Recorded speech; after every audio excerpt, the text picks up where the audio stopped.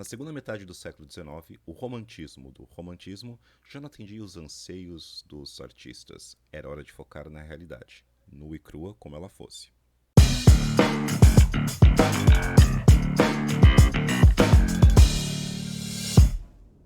Olá, galera das segundas séries do Gregório. Hoje nós vamos estudar o realismo, que é um movimento que se seguiu ao romantismo. Mas antes de chegar na literatura, a gente precisa dar uma olhadinha no que os cientistas e filósofos da época pensavam e que influenciou muito os artistas da época.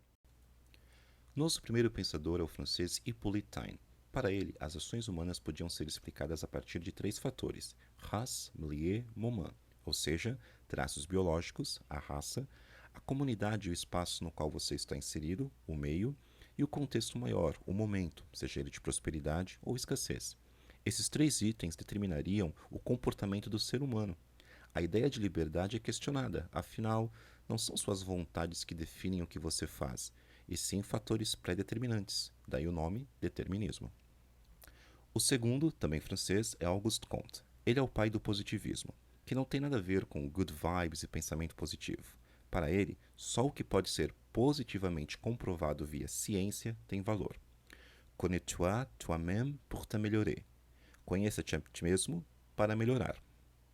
L'amour pour principe, l'ordre pour base et le progrès pour le but. O amor como princípio, a ordem como base e o progresso como um fim. Essas frases deixam claro a relação entre conhecimento e progresso. Aliás, o mote de nossa bandeira nacional, ordem e progresso, é uma influência direta das ideias de Auguste Comte. O nosso terceiro pensador é o britânico Charles Darwin. Ele pôs em xeque a teoria criacionista na qual Deus teria criado o homem à sua imagem e semelhança, dizendo que, na verdade, o homem e todas as demais espécies são frutos de um processo de evolução. It's not the strongest of the species that survives, not the most intelligent that survives. It's the one that's the most adaptable to change. Ou seja, não é nem o mais forte nem mais inteligente que sobrevive, é o mais adaptável. Dessa forma, é a adaptabilidade que permitiria a evolução e a permanência das espécies. Os nossos próximos pensadores são os alemães Karl Marx e Friedrich Engels. Eles criaram um método de análise da sociedade chamado materialismo histórico dialético, pautado nas relações entre as classes sociais. Die Geschichte aller bisherigen Gesellschaft ist die Geschichte von Klassenkämpfen. A história da humanidade até agora é, na verdade, a história das lutas de classe, ou seja, tudo que há na sociedade pode ser explicado a partir das relações entre uma classe dominante e a classe oprimida. E com tanta ciência, com tanta filosofia, com tanto pensamento científico, era de se esperar que os artistas produzissem coisas, materiais, obras que fossem progressistas, que tentassem acabar com os problemas sociais, certo? Infelizmente não. Alguns artistas, como o pintor Modesto Brocos, utilizou algumas dessas teorias, como determinismo e positivismo, para justificar posturas superconservadoras como o racismo. Vamos analisar agora o quadro A Redenção de Kant para entender do que eu estou falando. Antes de nós analisarmos o quadro de Modesto Brocos, que não é esta imagem que vocês estão vendo, é importante que nós entendamos quem é este personagem Kant. Kant é um personagem bíblico. Ele é filho de Noé. Certa vez Noé se embriagou e acabou ficando nu, e o seu filho Cã presenciou a cena, mas nada fez, apenas contou para os seus irmãos. Os seus irmãos que foram e ajudaram o pai vestindo. Quando Noé recobrou a sobriedade, ele amaldiçoou Cã por não tê-lo ajudado, dizendo que ele seria o servo dos servos e todos os seus filhos seriam igualmente servo dos servos. Ou seja, Cã e sua linhagem estaria fadada, amaldiçoada, destinada a ser escravos. O problema nessa história toda é que acredita-se que Cã seja o patriarca de várias tribos da África. Se você é um descendente de Cã, ou seja, você é um africano, você automaticamente tem essa maldição consigo e, portanto, poderia ser feito de escravo. Afinal, Noé já tinha te amaldiçoado e decidido isso por você. Observando agora o quadro de Brocos. Nele nós vemos 4 personagens, 3 adultos e uma criança. Aqui fica clara uma relação familiar. Nós temos a velha negra, que seria a avó, um casal formado por uma filha de uma negra, provavelmente com uma branca, porque a gente vê que essa mulher adulta tem a pele um pouco mais clara, e um imigrante. E no colo, o bebezinho totalmente branco. Isso é um quadro baseado na realidade social do Brasil na época do realismo, na segunda metade do século XIX. Nesta época, algumas teorias positivistas, deterministas e evolucionistas eram utilizadas para justificar um processo de embranquecimento aqui no Brasil. Ou seja, a senhora negra está com as mãos para os céus dando graças por ter tido finalmente uma filha, uma neta, aliás, branca, ou seja, está se redimindo, já que a sua linhagem estava amaldiçoada, agora ela conseguiu finalmente se desamaldiçoar, ou seja, ela conseguiu embranquecer a sua linhagem. Isso é uma visão totalmente racista, mas era uma mentalidade muito comum no Brasil. O Brasil só seria salvo da situação na qual ele estava se ele se embranquecesse. E não foi à toa que foram trazidos vários imigrantes para o Brasil. Além de ajudar nas fazendas de café e na lavoura e tudo mais, um dos objetivos disso era o branqueamento do Brasil. Ou seja, o nosso racismo ele já foi baseado na ciência, nas ideias e na filosofia, certo? Então, nem tudo dessa época, por causa das ideias, foi algo progressista, foi algo bom. Algumas ideias foram bem retrógradas, bem conservadoras e bem mal intencionadas. Agora vamos focar na literatura. E a literatura, ao contrário das artes plásticas, não teve traços racistas. Foram ideias bastante progressistas, inclusive, que permearam as obras e que tornaram esses livros bastante interessantes. Nós temos um movimento então chamado realismo. Contudo, o realismo tem uma derivação, o chamado naturalismo. Vamos entender o que foi o realismo em termos de produção e qual é a diferença entre o realismo e o naturalismo. Vou começar falando que algumas pessoas dizem que o realismo e o naturalismo, na verdade, são a mesma coisa, e são a mesma coisa, e alguns chamam o naturalismo de realismo científico, e a gente já vai entender o porquê disso. Dentro do realismo, os autores tinham uma preocupação em observar e registrar a realidade do jeito que ela era, não importava se ela fosse feia, se ela fosse bonita. As ações humanas eram descritas da forma como ocorriam de verdade. Além disso, os realistas tinham uma forte preocupação com a análise psicológica de seus personagens. Eles descreviam tudo o que eles estavam pensando e sentindo. Alguns leitores podem achar esses livros desse período um pouco monótonos, porque a ação em si, às vezes ela é parada, ela é freada para que as pessoas, para que os autores possam ficar descrevendo o que se passa na cabeça dos personagens, porque era importante para a época dizer o que realmente acontecia. Ao contrário do romantismo, não tinha ações heróicas, atos de amor sem limite e tudo mais. Eram ações bem humanas. Além disso, o contexto social e a realidade ao entorno do personagem também era bastante descritiva. Então a gente pode falar que a descrição detalhada, tanto do psicológico e do meio social, era uma das principais características do realismo. Apesar de querer descrever a realidade como ela era, os escritores realistas tinham uma preocupação estética, ou seja, eles buscavam utilizar palavras e ideias bem elaboradas para que o texto também ficasse esteticamente bonito, certo? Apesar de estar falando de uma coisa horrível às vezes, de uma realidade horrível, as palavras e a forma tinham uma certa poesia, uma certa beleza. E por isso, então, pode falar que, além da preocupação com a descrição da realidade, havia uma preocupação estética nas suas obras.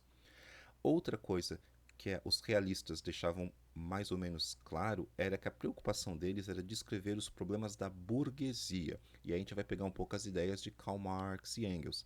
Eles focavam na classe dominante daquela sociedade e mostrava todos os seus problemas, todos os seus podres, certo? Então isso era mais ou menos o realismo, um movimento que tinha a intenção de retratar a realidade como ela era, de uma forma esteticamente agradável, focando nessa burguesia. E o naturalismo, o que seria? Bem, era um realismo um pouco mais científico, como já foi dito. Para o naturalismo, a realidade poderia ser escrita, sim, mas os naturalistas também tentavam criar situações para testar teses. Então, eles não descreviam apenas as relações, eles criavam uma situação na qual eles poderiam provar que uma daquelas teorias que eu mencionei, principalmente as teorias ligadas à biologia, elas poderiam ser comprovadas ou testadas. Então, enquanto o realismo se preocupa mais com a psicologia e com as relações sociais dos indivíduos, o naturalismo vai focar um pouco nas relações biológicas, nas interações entre homem e espaço, nas questões raciais, nas questões que têm a ver então com a ciência do evolucionismo e tudo mais, certo? Mas ainda assim está focado na realidade. Enquanto o realismo quer apenas mostrar uma realidade, o naturalismo quer defender uma tese. Além disso, Enquanto o realismo está focado na burguesia, falando de quem domina, nos podres dessa classe dominante, o naturalismo tem uma apreciação maior pelas classes dominadas, pelas classes oprimidas. Então, os romances naturalistas vão focar nas mazelas, na miséria desse povo que está sofrendo. E aí, uma das teses que é utilizada é que, se uma pessoa se encontra no meio da pobreza, ela não tem muita chance de ser uma pessoa boa, porque esse ambiente hostil, esse ambiente miserável, vai tornar essa pessoa também hostil, também miserável. Então, essa é a diferença do realismo para o naturalismo. Enquanto o realismo descreve e foca mais na burguesia, o naturalismo descreve, mas tenta justificar cientificamente algumas posições e foca geralmente nas classes mais oprimidas. Então agora chegou o momento de falar do maior escritor da literatura brasileira, Machado de Assis, certo? Ele é um escritor realista, ele é um escritor mulato, e eu estou falando que ele é mulato porque muitas fotos na internet, alguns retratos, trazem ele como um cara branco, e não, ele era mulato, ele era negro, né? Beleza.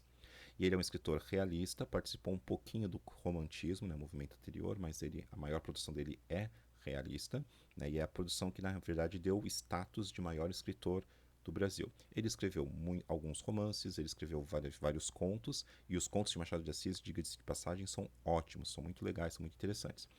E por que ele virou esse mestre todos? Por várias questões. A primeira é que ele conseguiu trazer o realismo, a elevar o realismo a um nível que não tinha sido, né, que jamais conseguiu ser elevado. Né? Ele conseguiu descrever com precisão, com bastante ironia, de forma às vezes bastante crítica à sociedade do Rio de Janeiro, principalmente naquela época. Então ele consegue fazer um retrato bem realista da sociedade naquela época, trazendo todos os seus podres. Além disso, com um pouco de humor e ironia, ele consegue mostrar as contradições e os problemas que a sociedade burguesa da época apresentava. Só que ele não se resume só a isso. Algumas discussões em Machado de Assis, algumas coisas que ele levanta em seus contos e romances como um todo, são consideradas atemporais. E pouquíssimos autores conseguem fazer isso. O que é uma discussão? O que é um tópico atemporal? É aquele tipo de história, aquele tipo de tema que, se você lê hoje, faz sentido. Se você ler daqui 20 anos, vai fazer sentido. Se você ler daqui um século, ainda vai fazer sentido. Porque ele discute a condição do ser humano. O que é ser o ser humano? Quais são as angústias? Quais são os problemas? Né? Alguns outros autores conseguem fazer isso, para vocês terem mais ou menos uma ideia. William Shakespeare. Então, olha só o calibre, né? Olha só a potência, né, da obra de Machado de Assis. Ele é comparado a alguns dos grandes mestres da literatura do mundo. Então, nós temos aqui no Brasil, sim, um autor que é estudado fora, né, nas universidades, por exemplo. Né? Então, você vai fazer literatura na Inglaterra, provavelmente você vai estudar alguma coisa de Machado de Assis também, certo? Vamos falar um pouquinho agora da obra que foi considerado o marco do realismo no Brasil, ou seja, foi a primeira obra realista no Brasil. A obra que eu estou falando é Memórias Póstumas de Brás Cubas, de Machado de Assis. Memórias póstumas quer dizer uma memória, né, um grupo de memórias, né, escrito depois que a pessoa morre. Mas aqui o plot twist é que quem está escrevendo as memórias póstumas é o próprio defunto. Então o livro já começa assim. O Machado de Assis, né, esse personagem Brás Cubas, começa assim: dedica esse livro ao verme que primeiro comeu a minha carne em decomposição. Aí você começa a ver, opa, como assim? Então, ele não explica como é que ele está escrevendo esse livro lá do pós-morte, mas ele está escrevendo. E aí, com um pouco de bom humor, um pouco de ironia, um pouco de crítica social, ele vai contando a sua história até chegar na sua morte. Obviamente que a gente sabe que vai acontecer porque ele já é um defunto. E ele vai revelando toda a podridão e as incoerências e os problemas com a burguesia daquela época, né, no Rio de Janeiro, certo? Então é uma leitura que, a princípio, pode parecer um pouco estranha pra gente, principalmente para vocês que são mais novos. Mas se você entender que ele está tentando criticar a sociedade, você começa a se acostumar com as descrições, às vezes, da psicologia e do meio e tudo mais. Se você consegue superar essa parte, é um livro bem interessante, bem até engraçado em alguns momentos, certo? Uma coisa interessante é que a última frase do livro, né, dá um spoiler aqui, a gente já sabe que ele morre, né? Mas a última frase do livro é assim, ó, o Brás Cubas falando: Não tive filhos, não transmiti a nenhuma criatura o legado de nossa miséria. Essa frase fictícia na obra do Machado de Assis, na verdade foi inspirada numa frase praticamente idêntica de Gustave Flaubert, que é o pai do realismo no mundo. Então, Flaubert uma vez escreveu uma carta dizendo isso. Essa carta ficou famosa, né? E Machado de Assis usou esse trechinho para ser a última frase do nosso protagonista em Memórias Póstumas. Então, é um livro assim muito interessante, certo? E é um livro importante para nossa literatura aqui no Brasil. O que eu peço de vocês agora é o seguinte: o que vocês vão fazer para esse módulo? Eu vou deixar disponível para vocês aqui o capítulo 2, aliás, a obra inteira do Brás Cubas, mas vocês vão ler o capítulo 2, que é super mega rápido. Aliás, é uma característica do realismo ter livros com muitos capítulos, mas capítulos minúsculos. Por quê? Esses capítulos eram publicados em jornais, em revistas, então tinham que ser pequenininhos mesmo, tá? Então vocês vão ler o segundo capítulo, que é chamado O Emplastro. Emplastro é tipo uma pomada, um medicamento que você passa para você se curar de algum tipo de dor, certo? Vocês vão ler esse segundo capítulo e vão responder algumas questões que têm a ver com a interpretação e com a relação disso que eu estou falando sobre as características do realismo, naturalismo e a obra, certo? Então, é isso. Vão ler Machado de Assis. Sair da escola sem ter nunca lido um capítulo de Machado de Assis é um crime, né? Então, não façam isso, certo? Então é isso. Revisem o vídeo, façam anotações, leiam o segundo capítulo e respondam as questões que também estão ali embaixo nas atividades, beleza? Falou, galera!